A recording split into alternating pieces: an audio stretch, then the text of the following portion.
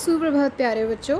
आज हम सभी पढ़ने जा रहे हैं क्रिया विशेषण और उसके भेद। इसके लिए आइए सबसे पहले हम एक वाक्य को पढ़ते हैं। राम धीरे धीरे चलता है। अब यहाँ पर राम क्या कर रहा है? चल रहा है। तो इस वाक्य में क्रिया क्या हुई? चलता है, यानी चलना शब्द हुआ क्रिया। और अब आप देखिए राम कैसे चलता है। अगर हमसे कोई प्रश्न करे कि राम कैसे चलता है, तो राम धीरे धीरे चलता है। तो यहाँ पर धीरे धीरे जो शब्द है वो चलने की विशेषता बता रहा है। तो ये हुआ विशेषण। तो यहाँ पर इस वाक्य में जो विशेषण है वे किसी संज्ञा या सर्वनाम की विशेषता ना बताते हुए एक क्रिया की विशेषता बता रहा है। तो इसी तरह के शब्दों को हम कहते हैं क्रिया विशेषण। तो क्रिया विशेषण की अब हम परिभाषा की ओर चलते हैं। वह अविकारी शब्द जो क्रिया की विशेषता बताते हैं उन्हें क्रिया विशेषण कहते हैं। तो जो भी शब्द अविकारी शब्द जो क्रिया की विशेषता बताते हैं उन्हें हम क्रिया विशेषण कहते हैं। इसके कुछ उदाहरण देखते हैं। प्रिया तेज़ दौड़ती है। प्रिया कैसे दौड़ती है? तेज़ दौड़ती है। यहाँ तेज़ शब्द दौड़ने की विशेषता बता रहा है। वह सुंदर लिखती है। वो कैसा लिखती है? सुंदर लिखती है। तो यहाँ लेख की विशेषता सुंदर शब्द से और मेरे पता चल रही है। उसी तरह शेर धीरे धीरे आगे बढ़ता है। तो यहाँ प्रश्न आता है शेर कैसे आगे बढ़ता है? तो शेर धीरे धीरे आगे बढ़ता है। अब इनके उदाहरणों के बाद आपने यहाँ इस परिभाषा में एक शब्द ऐसा देखा होगा जो आपको समझ में अभी नहीं आया होगा, जो शब्द है अविकारी। इस शब्द के अर्थ की ओर अगर हम चलें तो इस शब्द का अर्थ होता है वह शब्द जिनमें लिंग, कारक आदि के कारण कोई परिवर्तन नहीं होता उन्हें अविकारी शब्द या अव्यय भी कहते हैं। जैसे किसे, कहाँ, कौन आदि। यानी कि ये वह शब्द होते हैं जिनमें लिंग, कारक, समय किसी भी तरह से कोई बदलाव नहीं आ सकता। जैसे जो हमने कल पढ़ा था सर्वनाम। अगर सर्वनाम हम किसी के लिए प्रयोग करें कि यह मोहन की किताब है, तो यहाँ पर हम इस्तेमाल करेंगे यह उसकी किताब है। उसकी क्या हुआ? सर्वनाम हुआ। पर यदि हम यहाँ पर किसी और वस्तु का प्रयोग करें, जैसे कि यह मोहन का बस्ता है, तो यहाँ उसकी की जगह उसका का इस्तेमाल भी किया जा सकता है। इसी तरह क्या हुआ? इन शब्दों में परिवर्तन हो गया। तो क्रिया विशेषण में किसी तरह का कोई परिवर्तन किसी भी समय, लिंग, कारक के कारण नहीं होता, इसीलिए इन्हें अविकारी शब्द या अव्यय भी कहा जाता है। अव्यय का एक प्रकार क्रिया विशेषण भी होता है। इसी तरह और भी कई प्रकार हैं अव्यय के, जिनके बारे में हम आगे चलकर पढ़ेंगे। अब हम आगे बढ़ते हैं। इसके भेद, क्रिया विशेषण के 4 भेद होते हैं। जैसे कालवाचक क्रिया विशेषण, दूसरा ऋतिवाचक क्रिया विशेषण, स्थानवाचक क्रिया विशेषण तथा चौथा परिमाणवाचक क्रिया विशेषण। अब एक एक कर इन सभी भेदों को हम अच्छे से जानेंगे। पहला, अब इस चित्र को देखकर आपको क्या लग रहा है? पहला कौन सा विशेषण होगा? पहला कौन सा क्रिया विशेषण होगा? कालवाचक क्रिया विशेषण। अब इसकी परिभाषा देखें। वो क्रिया विशेषण शब्द जो क्रिया के होने के समय के बारे में बताते हैं कालवाचक क्रिया विशेषण कहलाते हैं। ऐसा आपको इसके नाम से ही पता चल जाता है कि कालवाचक क्रिया विशेषण वो होते हैं जो किसी भी क्रिया के होने के समय के बारे में हमें बताते हैं। इसके कुछ उदाहरण हम देखते हैं। जैसे श्यामू कल मेरे घर आया था।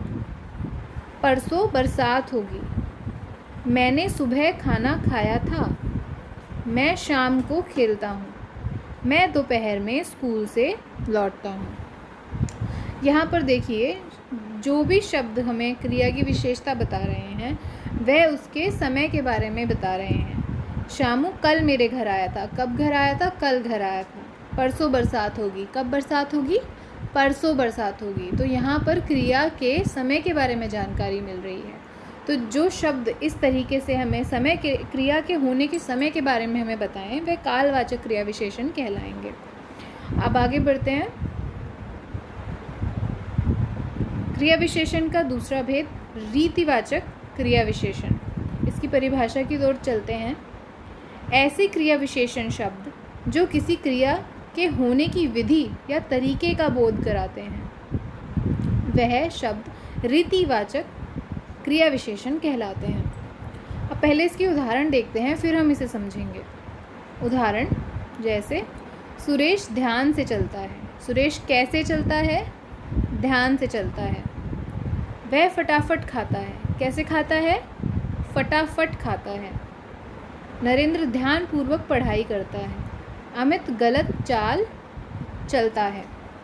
तो हमने यहाँ पर देखा कि जब हम इनसे प्रश्न पूछते हैं कि कैसे, जब भी हम किसी वाक्य में कोई प्रश्न पूछेंगे कैसे, अब इसे आप इसे रीतिवाचक क्रिया विशेषण किसी वाक्य में है या नहीं, इसको समझने का एक ये तरीका भी है कि किसी भी वाक्य में जब आपसे पूछा जाए कि इसमें कौन सा क्रिया विशेषण है तो आप उसमें प्रश्न करके देखिए।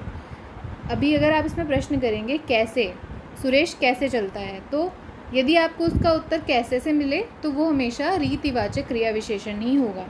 अब इसका अर्थ अगर हम समझें तो इससे क्या पता चलता है, हमें किसी भी क्रिया के होने के तरीके का पता चलता है। जैसे कालवाचक विशेषण क्रिया विशेषण में हमें ये पता चलता है कि वह कब हुआ है, वहाँ पर हमें प्रश्न करना है कब वाला, कि ये चीज़ कब हुई, उसने खाना कब खाया, सुबह खाया, शाम को खाया। तो जो ये शब्द हैं ये कालवाचक क्रिया विशेषण बताएंगे। यदि किसी वाक्य में हम पूछें कि ये कैसे हुआ, तो जब हम कैसे शब्द का प्रयोग प्रश्न पूछेंगे कैसे शब्द का प्रयोग करते हुए, और यदि हमें उस वाक्य से कैसे का प्रयोग करते हुए उत्तर मिलता है तो वहाँ पर रीतिवाचक क्रिया विशेषण का प्रयोग हुआ है। एक और उदाहरण है इसका, पीयूष अच्छी तरह काम करता है। तो हम आगे चलते हैं। अगला है स्थानवाचक क्रिया विशेषण। अब इसके शब्द से आपको क्या स्पष्ट होता है? स्थानवाचक क्रिया विशेषण से हमें क्या पता चलता है? इसकी परिभाषा की ओर चलते हैं। ऐसे अविकारी शब्द जो हमें क्रियाओं के होने के स्थान का बोध कराते हैं वह शब्द स्थानवाचक क्रिया विशेषण कहलाते हैं। जैसे कि तुम अंदर जाकर बैठो, मैं बाहर खेलता हूँ, शशि मुझसे बहुत दूर बैठी है, मैं पेड़ पर बैठा हूँ। अब मुझे बताइए इन वाक्यों से कौन सा सवाल करने पर हमें स्थानवाचक क्रिया विशेषण का पता चलेगा? तुम अंदर जाकर बैठो। तुम कहाँ जाकर बैठो? तुम अंदर जाकर बैठो। इन वाक्यों के लिए हमें प्रश्न का इस्तेमाल करना पड़ेगा। कहाँ अगर हम कहाँ का इस्तेमाल करते हुए कोई प्रश्न पूछेंगे और हमें उसका उत्तर मिलेगा तो उस वाक्य में स्थानवाचक क्रिया विशेषण का प्रयोग किया गया है। स्थानवाचक क्रिया विशेषण हमें किसी भी क्रिया के होने की जगह के बारे में बताते हैं कि वह क्रिया कहाँ पर की गई है। अब हम पुनरावृत्ति के लिए दोबारा से कालवाचक क्रिया विशेषण की ओर चलें तो कालवाचक क्रिया विशेषण हमें किसी भी क्रिया के होने के समय के बारे में बताता है। रीतिवाचक क्रिया विशेषण हमें किसी भी क्रिया के होने के तरीके के बारे में बताता है, और उसी के साथ स्थानवाचक क्रिया विशेषण हमें किसी भी क्रिया के होने के स्थान के बारे में बताता है। अब क्रिया विशेषण का अंतिम भेद के बारे में हम जानेंगे। उससे पहले एक और इसका उदाहरण नीचे लिखा है, मुरारी मैदान में खेल रहा है। मुरारी कहाँ खेल रहा है? मुरारी मैदान में खेल रहा है। तो यहाँ पर हमें प्रश्न का इस्तेमाल करना पड़ेगा, कब, कहाँ खेल रहा है। अगला क्रिया विशेषण है परिमाणवाचक क्रिया विशेषण। अब ध्यान से सुनिएगा, ये परिणाम नहीं परिमाण है। परिमाण, जैसे मैंने नीचे क्या बनाया हुआ है चित्र में, तराजू, यानी नापना तोलना। अब चलिए इसकी परिभाषा की ओर चलते हैं। ऐसे क्रिया विशेषण शब्द जिसमें हमें क्रिया के परिमाण, संख्या या मात्रा का पता चलता है, मात्र का पता चलता है, वह शब्द परिमाणवाचक क्रिया विशेषण होते हैं।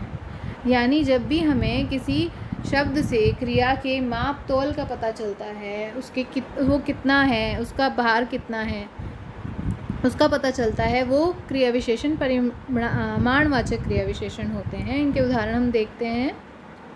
तुम थोड़ा अधिक खाओ, अमृत बहुत ज़्यादा दौड़ता है, आयुष उसके दोस्त से ज़्यादा पढ़ता है, अभी तक तुमने पर्याप्त नींद नहीं ली।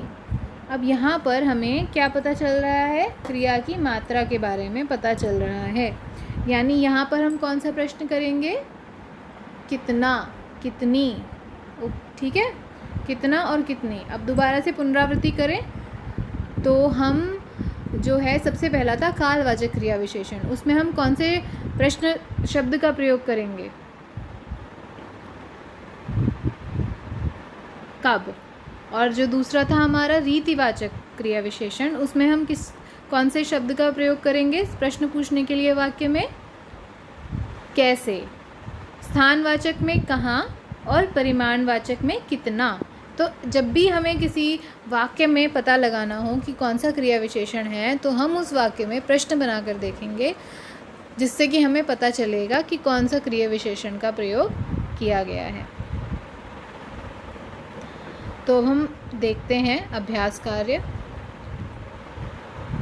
इस अभ्यास कार्य को पूरा कर आप मुझे भेज दीजिएगा। किसी को भी कोई परेशानी हो तो नीचे कमेंट में लिखकर पूछिए या फिर मुझे व्हाट्सएप कर दीजिए। धन्यवाद। आपका दिन शुभ हो।